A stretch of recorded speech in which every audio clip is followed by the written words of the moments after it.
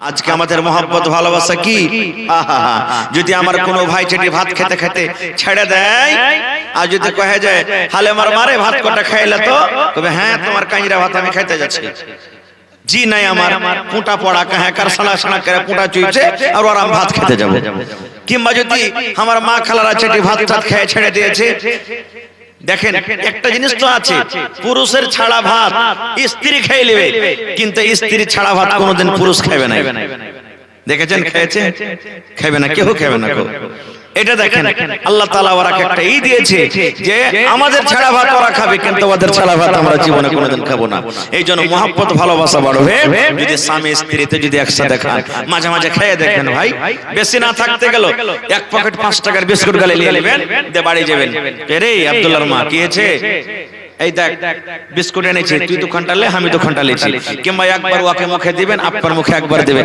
যেরকম থোবড়া খাওয়াই না ওরকম থোবড়া খাওয়াকে খাওয়াইবেন নাকি ভেবেন রে ভাই কিচ্ছু যদি করতে না পারেন একটা ভালো দামি কথা বলে দিচ্ছি মানুষের শরীরে 360টা জোড় আছে কয়টা জোড় আছে ভাই এই মাথার চাঁদি থেকে নে পাঁর তলা পর্যন্ত 360টা জোড় আছে হাদিসের কথা এই জোড় গালাতে প্রত্যেকদিন আপনাকে দান করতে হবে সাদকা করতে হবে এবার 500 টাকা আপনি ইনকাম করছেন আর 360 টাকা যদি 1 টাকা করে একটা জোড়ের বদলাতে দেন তো বাঁচলো কতটি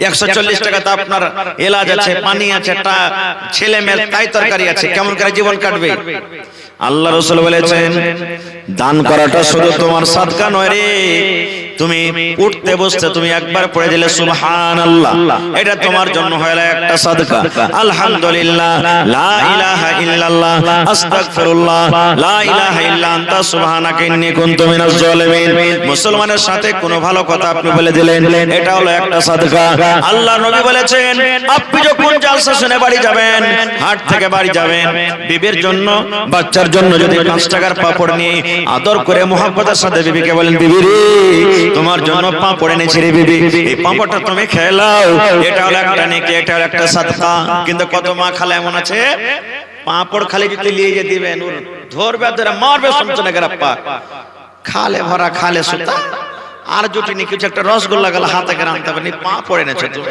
নকড়া মুকড়ে পাপড় কি খাইতে হবে না এই করবে আল্লাহ রাসূল বলেছেন তোমার বাড়িতে ছাগল আছে ছাগলটাকে এক মুঠ যদি জো কেটে দাও ঘাস কেটে দাও এটা হলো তোমার জন্য একটা নেকি তোমার বাড়িতে গরু আছে গাই আছে এক বাচ্চা সানি গলা তুলে দিয়ে দাও এটা হলো একটা নেকি এটা একটা সদকা আল্লাহর নবী বলেছেন উম্মত তোমার বিবির মুখে যদি এক গ্লাস পানি তুমি দিয়ে দাও আর বিবিকে বলো বিবি রে তুমি পানিটা খেয়ে নাও এটা হলো একটা সাদকা এটা একটা নেকি আল্লাহ নবী বলেছেন তুমি যদি তোমার বিবির সাথে মিলামিশা করো তোমার বিবির সাথে যদি সহবাস করো তোমার বিবির সাথে হামদস্তি করো এটা হলো একটা সাদকা এটা হলো একটা নেকি একজন সাহাবী বলছেন ইয়া রাসূলুল্লাহ বিবির সাথে যদি আমরা মিলামিশা করি তো এটা কি নেকি নবীজি বললেন হ্যাঁ বলছেন কেমন করে ইয়া রাসূলুল্লাহ আল্লাহ নবী বললেন সাহাবী রে যে কাজটা তুমি তোমার বিবির সাথে করো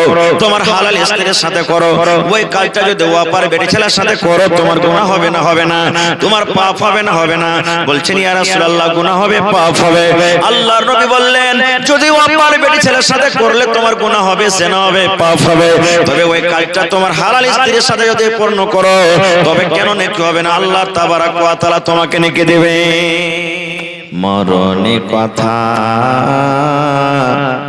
স্মরণ কি তোর নাই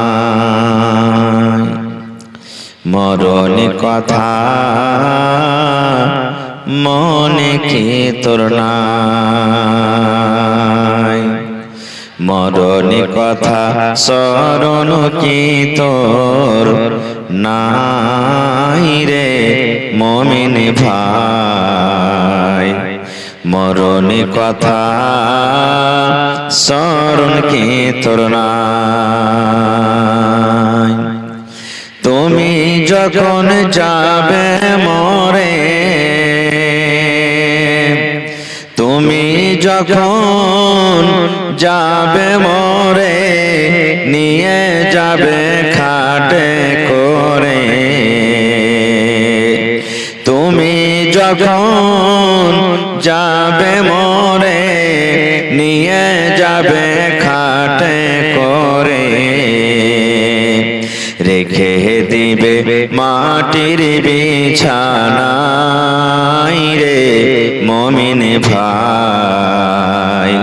মরণে কথা মনে কি তোর নাই, মরণে কথা স্মরণ কি তোর নাই রে মুমিন ভাই। মরণে কথা স্মরণ কি তোর নাই। মাল ধন পয়সা করি থেকে যাবে পাকার বাড়ি, মাল ধন পয়সা করি, মাল ধন পয়সা করি থেকে যাবে দালান বাড়ি। কিছুই তোমার কাজে আসবে না রে মুমিন ভাই। মরণে কথা স্মরণ কি তোর নাই, মরণে কথা মনে কি তোর নাই রে মুমিন ভাই। মরণে কথা স্মরণ কি তোর নাই। নারে তাকবীর।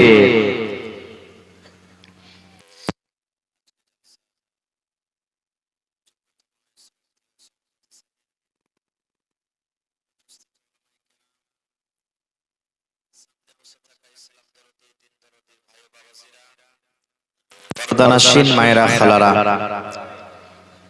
সমস্ত তারিফ ও গুণগান সেই মহান আল্লাহ তাবারক ওয়া তাআলার জন্য, যে মহান আল্লাহ তাবারক ওয়া তাআলা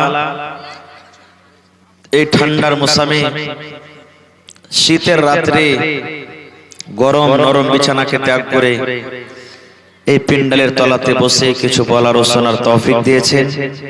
তাই আমরা সে আল্লাহ তাবারক ওয়া তাআলার প্রশংসা করি, অন্তর থেকে মুহাব্বতের সাথে সকলেই পড়েন আলহামদুলিল্লাহ। একটু জোর করে পড়বেন না ভাই, আলহামদুলিল্লাহ। তারপর আমাদের শেষ নবী হযরত মুহাম্মদুর রাসূলুল্লাহ পড়েন সাল্লাল্লাহু আলাইহি ওয়াসাল্লামের পর অগণন দরুদ শরীফ শান্তির ধারা বর্ষিত হোক। আল্লাহুম্মা আমিন। আল্লাহুম্মা সাল্লি আলাইহি, আল্লাহুম্মা বারিক আলাইহি। ভাই মুসলমান, আজকে আমি আপনাদের সামনে কোরআন মাজিদের দুই জায়গা থেকে দুখানা আয়াত তেলাওয়াত করেছি, সাথে আল্লাহর নবী মুহাম্মদ সাল্লাল্লাহু আলাইহি সাল্লামের একটা হাদিস পড়েছি। আয়াত হাদিসকে সামনে রেখে মোটামুটি 1 ঘন্টা মতো আপনাদের সামনে কিছু কথা রাখবো। আল্লাহর কাছে দোয়া করি রব্বুল আলামিন আমি যা কিছু বলবো যেন সহিহ হাদিস এবং কোরআন থেকে বলতে পারি এবং ছোট বড় সকলেই আমল করতে পারি, তার জন্য আল্লাহ আমাদেরকে তৌফিক দেন। পড়ুন আল্লাহুম্মা আমিন।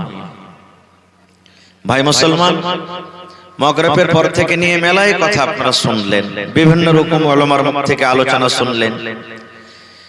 আজকে আমি আপনাদের সামনে এসেছি, যা কিছু আমি বলবো হাদিস কোরআন থেকে যেন বলি, এবং সেই কথাগুলোর মধ্যে থেকে একটাও যদি আপনারা কেউ আমল করেন, সাথে নিয়ে যে বেঁধে নিয়ে যান, ইনশাআল্লাহ আপনাদের আশা বসাকে আল্লাহ কবুল করুন। পড়েন ইনশাআল্লাহ তাআলা।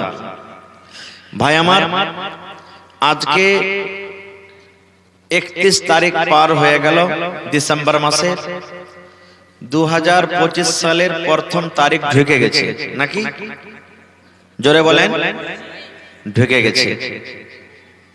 জি, দানের সিলসিলা আপনারা জারি রাখবেন, আর ইনশাআল্লাহ আমি পরে 2-4-10 মিনিট দোয়া করে দেব আপনাদেরকে। 1 বছর আবার আমাদের জীবনের একটা শেষ হয়ে গেল, একটা পিরিয়ড শেষ হয়ে গেল। এটা মনে করিয়েন না যে 2024 সাল চলে গেল রে। জি না, আল্লাহ তাআলা আমাকে আপনাকে যে হায়াতটা দিয়েছেন, সেই হায়াতের মধ্যে থেকে, জীবনের মধ্যে থেকে 1 বছর কমে গেল, বেশি হয়ে গেল 1 বছর। 1 বছরটা কিভাবে কাটালাম, নামাজ পড়লাম কি পড়লাম না, রোজার মাসে করলাম কি করলাম না, দান ধ্যান করলাম কি করলাম না, কতটি চুগলখড়ি করলাম, কতটি গীবত করলাম, কতটি শরীয়ত বিরোধী কাজ করলাম, আল্লাহকে সন্তুষ্ট করার জন্য কতটুকু আমল করলাম, আল্লাহকে রাজি করার জন্য কতটুকু গুনাহ করলাম, এই সমস্ত ভাবা চিন্তার আজকে হলো রাত। কিন্তু না, মুসলমান কত ভাই এমন যুবকেরা আছে আজকে হাজার হাজার টাকা ব্যয় করে দিলে। কেন ব্যয় করলে জানেন? হাজার হাজার টাকা ব্যয় করলে দেখবেন কত বড় বড় হোটেলে, বড় বড় জায়গাতে, শহরে, টাউনে, বাজারে ওরা ছোকরা নিয়েছে, ছোকরি নিয়েছে, বেটি ছেলের সামনে ডান্স করে, মদ পান করে, ভালো ভালো খাবার খেয়ে রাতটাকে কাটায়। আপনাদের মধ্যে এখন আল্লাহর রহমতে কমে গেছে।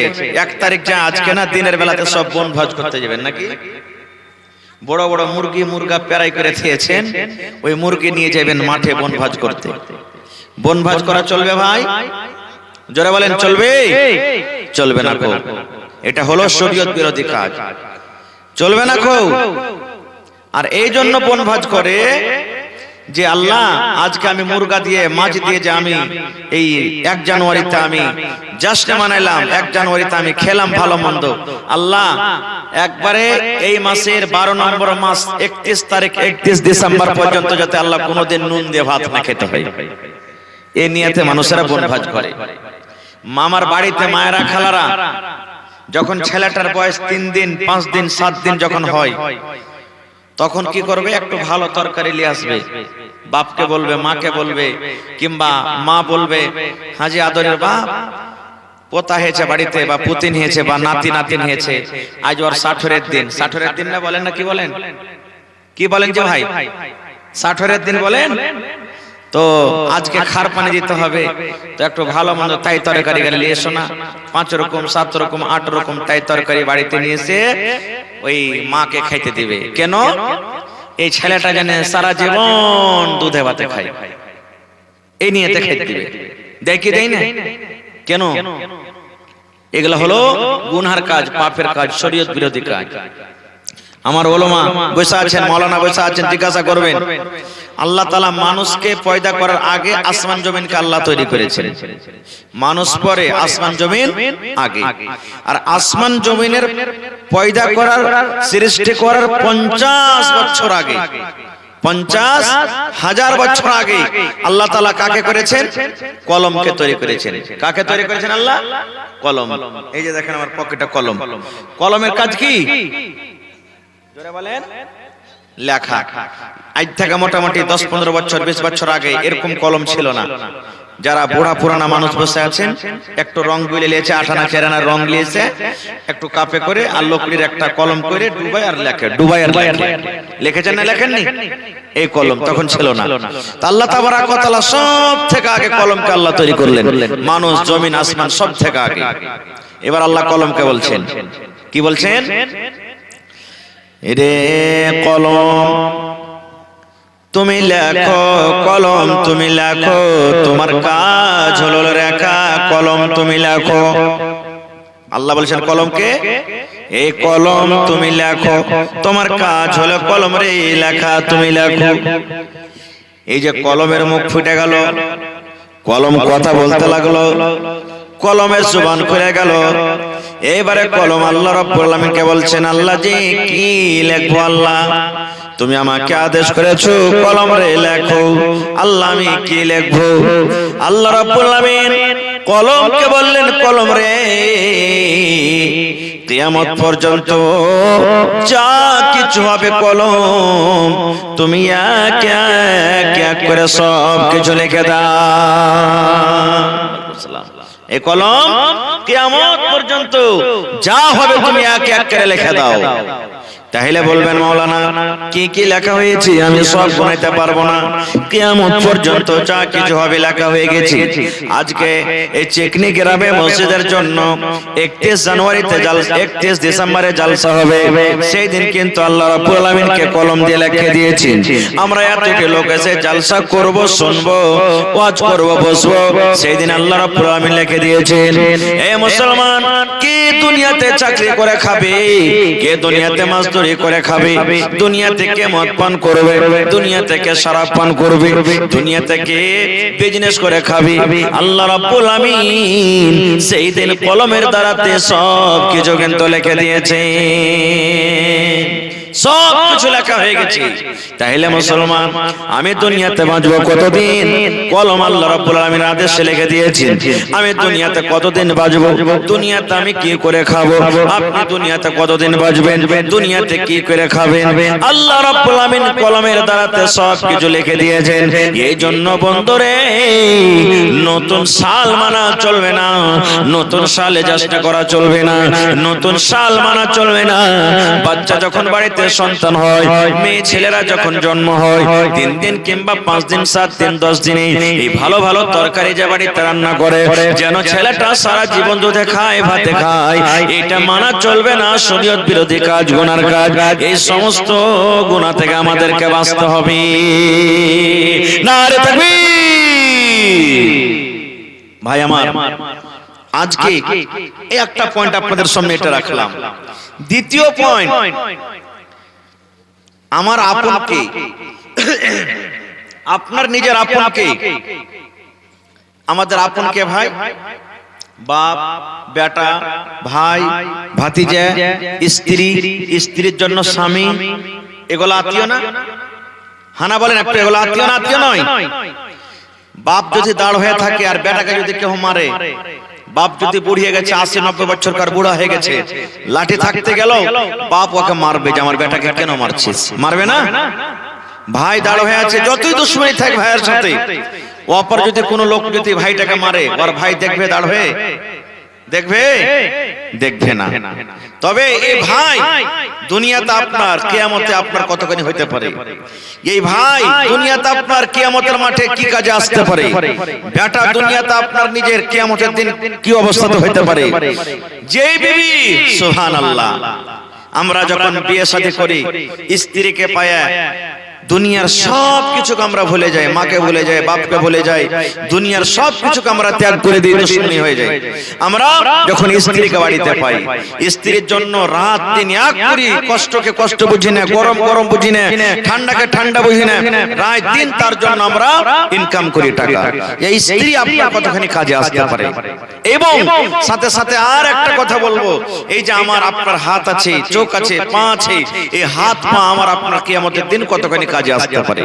তার আগে একটা হাদিস শুনেন। আল্লাহর নবী মুহাম্মদ সাল্লাল্লাহু আলাইহি সাল্লাম, নবীর যখন নাম আসবে সাল্লাল্লাহু আলাইহি সাল্লাম পড়বেন।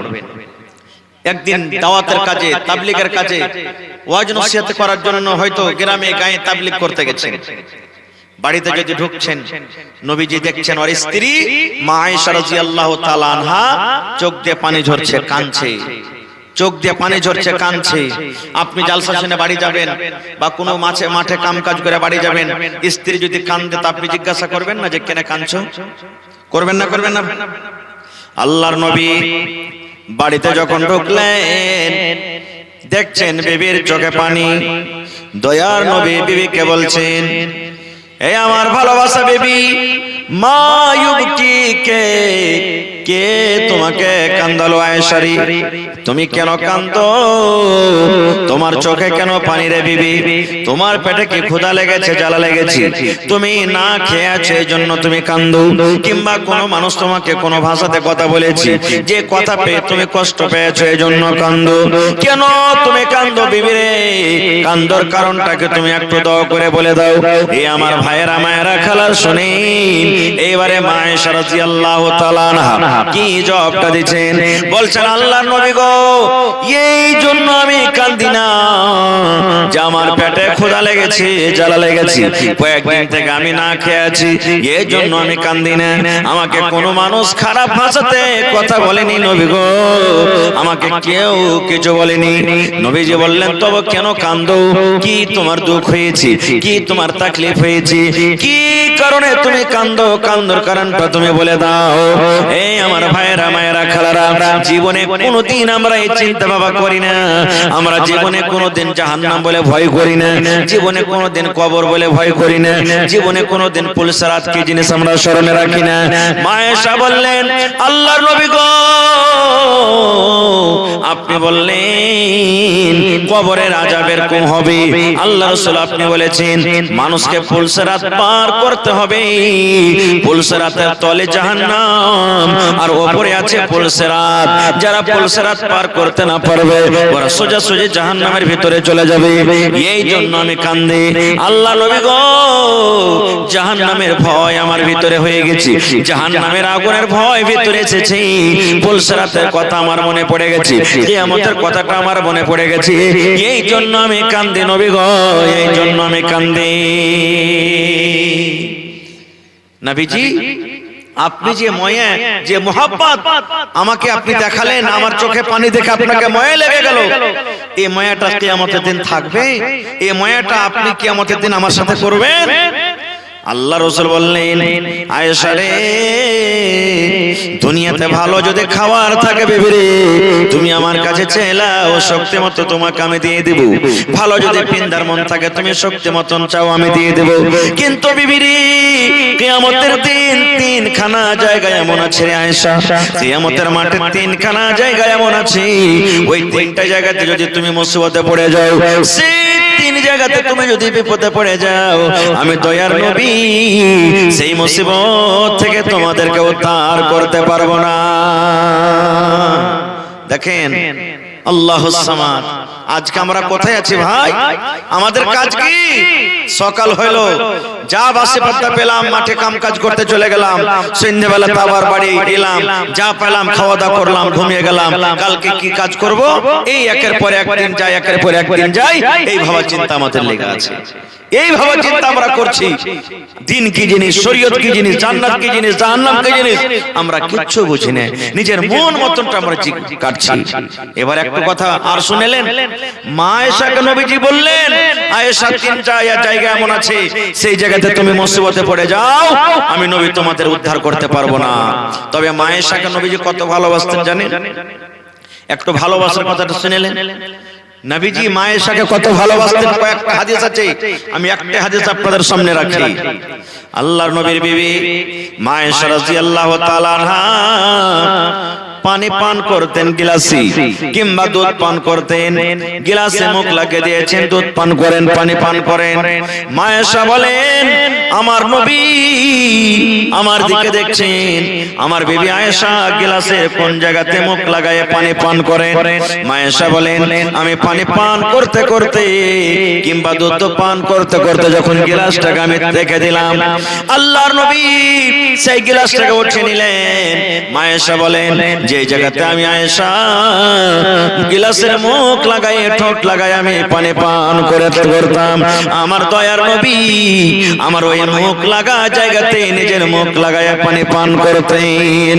শুধু তা নয়, মা আয়েশা আরো বলেন আমি হাড্ডি চুষে চুষে খাই, আমি গোশত ছেড়ে ছেড়ে খাই। আল্লাহর নবীর স্ত্রী মা আয়েশা বলেন যে জায়গাতে আমি আয়েশা গোশতে দাঁত লাগাই কামড় লাগাই আমি ছেড়ে ছেড়ে খেলাম, ওই পিসটাকে যখন আমি থালাতে রেখে দিলাম, মা আয়েশা বলেন আমার নবী ওই পিসটাকে উঠিয়ে নিতেন।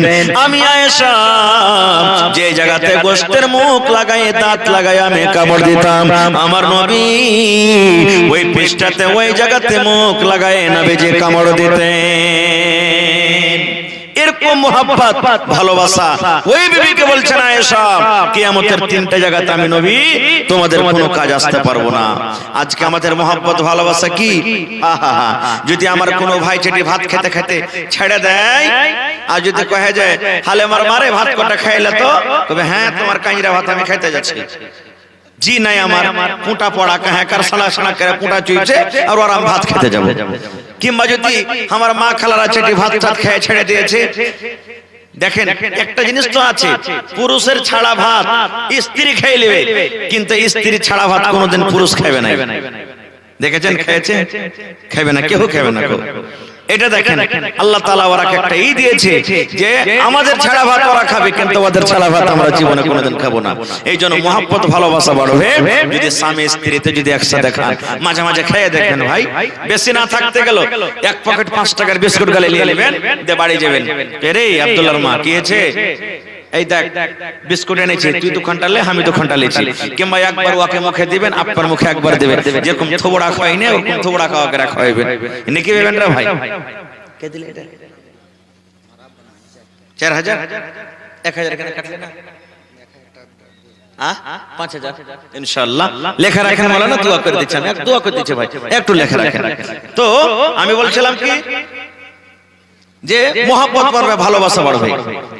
কিচ্ছু যদি করতে না পারেন, একটা ভালো দামি কথা বলে দিচ্ছি, মানুষের শরীরে 360টা জোড় আছে। কয়টা জোড়? কয়টা জোড় আছে ভাই? এই মাথার টানি থেকে নে পাঁড় তলা পর্যন্ত 360টা জোড় আছে, হাদিসের কথা। এই জোড়গালাতে প্রত্যেকদিন আপনাকে দান করতে হবে, সাদকা করতে হবে। এবার 500 টাকা আপনি ইনকাম করছেন, আর 360 টাকা যদি 1 টাকা করে একটা জোড়ের বদলাতে দেন, তো বাঁচলো কতটি? 140 টাকা। তো আপনার এলাজ আছে, পানি আছে, ছেলে মেয়ে তাই তরকারি আছে, কেমন করে জীবন কাটবে? আল্লাহ রাসূল বলেছেন, দান করাটা শুধু তোমার সাদকা নয় রে, তুমি উঠতে বসতে তুমি একবার পড়ে দিলে সুবহানাল্লাহ, এটা তোমার জন্য হলো একটা সাদকা। আলহামদুলিল্লাহ, লা ইলাহা ইল্লাল্লাহ, আস্তাগফিরুল্লাহ, লা ইলাহা ইল্লা আনতা সুবহানাকা ইন্নী কুনতু মিনাজ জালিমিন। মুসলমানের সাথে কোনো ভালো কথা আপনি বলে দিলেন, এটা হলো একটা সাদকা। আল্লাহর নবী বলেছেন, আপনি যখন জালসা শুনে বাড়ি যাবেন, হাট থেকে বাড়ি যাবেন, বিবির জন্য, বাচ্চার জন্য যদি 5 টাকার পাপড় নিয়ে আদর করে মোহাব্বতের সাথে বিবিকে বলেন, বিবি রে তোমার জন্য পাপড় এনেছি রে বিবি, এই পাপড়টা তুমি খেয়ে নাও, এটা হলো একটা নেকি, এটা হলো একটা সাদকা। কিন্তু কত মা খালে এমন আছে, পাপড় খালি যদি নিয়ে যে দিবেন, ওর ধরবে ধরে মারবে সমচনে গরাপ্পা, খালে ভরা খালে সুতা, আর জুটি নি কিছু একটা রসগোল্লা গেল হাতে করে আনতে পারেনি, পাপড় এনেছে তুমি নকড়া মুকড়া, পাপড় কি খাইতে হবে না? এই করবে। আল্লাহ রাসূল বলেছেন, তোমার বাড়িতে ছাগল আছে, ছাগলটাকে এক মুঠ যদি জো কেটে দাও, ঘাস কেটে দাও, এটা হলো তোমার জন্য একটা নেকি। তোমার বাড়িতে গরু আছে, গাই আছে, এক পেঁচা সানি গলা তুলে দিয়ে দাও, এটা হলো একটা নেকি, এটা একটা সদকা। আল্লাহর নবী বলেছেন, উম্মত তোমার বিবির মুখে যদি 1 গ্লাস পানি তুমি দিয়ে দাও, আর বিবিকে বলো, বিবি রে তুমি পানিটা খেয়ে নাও, এটা হলো একটা সাদকা, এটা একটা নেকি। আল্লাহ নবী বলেছেন, তুমি যদি তোমার বিবির সাথে মিলামিশা করো, তোমার বিবির সাথে যদি সহবাস করো, তোমার বিবির সাথে হামবিস্তারি করো, এটা হলো একটা সাদকা, এটা হলো একটা নেকি। একজন সাহাবী বলছেন, ইয়া রাসূলুল্লাহ, বিবির সাথে যদি আমরা মিলামিশা করি তো এটাও কি নেকি? নবীজি বললেন, হ্যাঁ। বলছেন, কেমন করে ইয়া রাসূলুল্লাহ? আল্লাহ নবী বললেন, সাহাবী রে, যে কাজটা তুমি তোমার বিবির সাথে করো, তোমার হালাল স্ত্রীর সাথে করো, ওই কাজটা যদি ওয়াপার বেটি ছেলের সাথে করো, তোমার গুনাহ হবে না? হবে না। তোমার পাপ হবে না? হবে না। বলছেন, ইয়া রাসূলুল্লাহ, গুনাহ হবে, পাপ হবে। আল্লাহর নবী বললেন, যদি ওয়াপার বেটি ছেলের সাথে করলে তোমার গুনাহ হবে, হবে, পাপ হবে, তবে ওই কাজটা তোমার হালাল স্ত্রীর সাথে যদি পূর্ণ করো, তবে কেন নেকি হবে না? আল্লাহ তাবারাক ওয়া তাআলা তোমাকে নেকি দিবেন। নেকির কোনো অন্ত নাই ভাই, যত নেকি করতে পারেন জীবনে নেকি করতে পারেন। খারজা হোক ভাই আমার, এই আমার মুসলমান ভাইয়েরা, রাত হয়ে চলেছে, সময় খুব কম, এইজন্য আমি শর্টে আপনাদের সামনে কথা বলবো। আল্লাহ তাবারাক ওয়া তাআলা যেদিন কিয়ামত কায়েম করবেন, হাসরের ময়দান হবে, ওই কিয়ামতের দিন এক প্রকারের মানুষ হবে, যার নেকি বেশি জান্নাত চলে যাবে, যার গুনাহ বেশি জাহান্নামে চলে যাবে। যার নেকি গুনাহ বরাবর, আল্লাহ তাআলা ওকে আরাফ আইলের পরে দাঁড় করে রাখবেন, জান্নাত জাহান্নামের মধ্যে যেটা আরাফ আইল আছে, আইলে আল্লাহ দাঁড় করে রাখবেন। এমন মানুষ হবে কিয়ামতের দিন, আল্লাহ তাবারাক ওয়া তাআলা তাকে দাঁড় করাবেন, তার মুখ দিয়ে যখন কথা বলার চেষ্টা করবে, আল্লাহ বলবেন, বান্দা কাজটা করেছিলি? না করে থাকলো মিথ্যা কথা বলবে, যে আরে দুনিয়াতে তো বিচারে পঞ্চায়েতে বসে মিথ্যা কথা বলে বলে পাস হয়ে গেছি, আল্লাহর সামনে মিথ্যা কথা বলবো তো পার হয়ে যাব। সেখানেও মিথ্যা কথা বলার চেষ্টা করবে, এই মুখখান দিয়ে মিথ্যা কথা বলবে, কিন্তু আল্লাহর সামনে মিথ্যা কথা বলে কি পার করতে পারবে ভাই? পার হবে? জীবনে হবে না। আমার আপনার বিচার হয়েছে, পঞ্চায়েতে বসেছে, আমি টাকা বলা লোক, আপনি গরিব মানুষ, কিংবা আপনি টাকা বলা লোক, আমি গরিব মানুষ, মোড়লকে কিনে নিলাম, মুখিয়াকে কিনে নিলাম, অমুককে কিনে নিলাম, সারপঞ্চকে কিনে নিলাম, বিচার আমার হয়ে গেল। কিন্তু কিয়ামতের দিন চলবে না। আল্লাহ তাআলা ইনসাফের তারাজু কায়েম করবেন, আল্লাহ তাবারাক ওয়া তাআলা ইনসাফের তারাজু কায়েম করবেন। এক রায়ের দানার বরাবর এদিক ওদিক হবে না গো।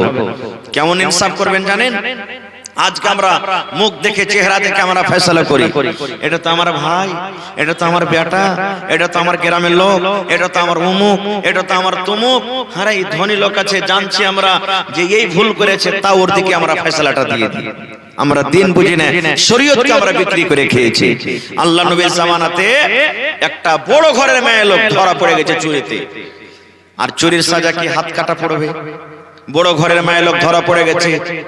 ওই খানদানের লোক ভাবা চিন্তা করতে লেগেছে, হারে আমার কে খানদানে এত বড় নাম করা খানদান, প্রত্যেক জায়গাতে একটা করে নাম করা খানদান থাকে কি থাকে না? আপনার কে চিকনি গ্রামে হইবে কোন নাম করা খানদান, বড় খানদান আছে এরকমই হারা নাম করা খানদান। আর আমারকে যে বেটি ধরা পড়ে গেছে চুরি করাতে, আর নবীর কাছে বিচার চলে গেছে, হাত কাটা পড়ে যাবে। কি করবি রে, কি করবি? তো এক কাজ কর, সুপারিশ করার জন্য নবীর কাছে কহ কি পাঠা। কাকে পাঠাবি? নবী কার কথা শুনবে? তো বলছে যে ওর কারিবি মানুষ, সব থেকে কাছের মানুষ, ওই লোকটাকে ধর। কে যাবে কে যাবে কে যাবে করতে করতে দেখছেন ওসামা বিন যায়েদ রাদিয়াল্লাহু তাআলা আনহু, আল্লাহ রাসূল তাকে বেটা বানাচ্ছিলেন। বলছেন ওসামাকে ধরো, ওই পারে তো পারবে নবীর কাছে সুপারিশ করতে, নবী তার কথা শুনবে। ওসামাকে যা বললেন, ওসামা তুমি একটু আমাদের মেয়ে ছেলের ব্যাপারে একটু সুপারিশ করিও নবীর কাছে, যে আল্লাহ রাসূল একটু এদিক ওদিক করে তাকে ছেড়ে দেন, হাতটা কাটিয়ে না। বলছে ঠিক আছে। ওসামা চলে গেলেন, আল্লাহ রাসূল বসে আছেন, বসলেন পাঞ্জরে।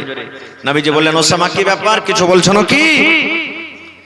ওসামা ভাবা চিন্তা করে বলছেন, আল্লাহ রাসূল অমুক খানদানের একটা বেটি ছেলের কেস আপনার কাছে এসেছে, চুরির কেস। হ্যাঁ এসেছে।